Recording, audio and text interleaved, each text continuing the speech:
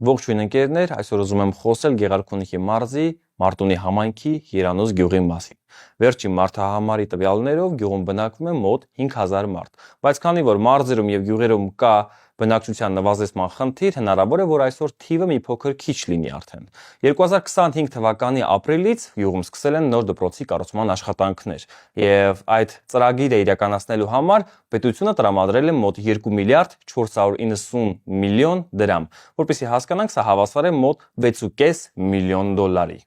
Գյուղի մեծ մասը մեկնում է արտագնա աշխատանքի, եւ որպեսզի պատկերացնենք, վերջի մարդահամարի տվյալներով գյուղի աշխատաշուկան տղամարդ կին հարաբերակցությամբ կազմում է մոտ 52-48%։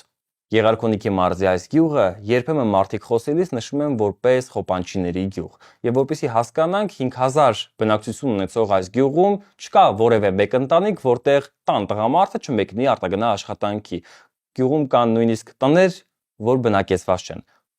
տան, այսպես ասած, դռան կողպեքներ, որ կողպված են, որպեսզի հասկանանք, այստեղ աշխատանքի շատ լուրջ խնդիր կա, եւ նույնիսկ երբ սկսվեց ռուս-ուկրաինական պատերազմը եւ ունեցանք ռուբլու մեծ անկում, մարդիկ ստիպված են նորից մեկնել արտագնա աշխատանքի, որովհետեւ գյուղում աշխատանքի շատ մեծ խնդիր կար։ Գյուղը արտադրություն չունի, եւ հիմնական զբաղվածությունը ընտանիքի ֆերմերային տնտեսությունն է, այս դեպքում նույնիսկ անասնապահությունը, նաեւ համայնքային ծառայությունը, գրադարան, դպրոց, բուժկետ։ Կարելի է արդյոք նոր դպրոց կառուցելու համար պետության կողմից տրամադրված այդ ահռելի գումարով վերանորոգել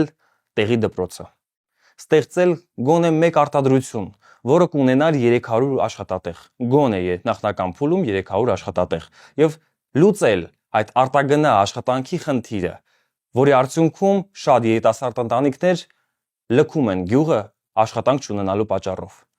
Առաջնահերթ պետք է փրկել գյուղը։ Գյուղացու հոգսը թեթևացնել է պետք։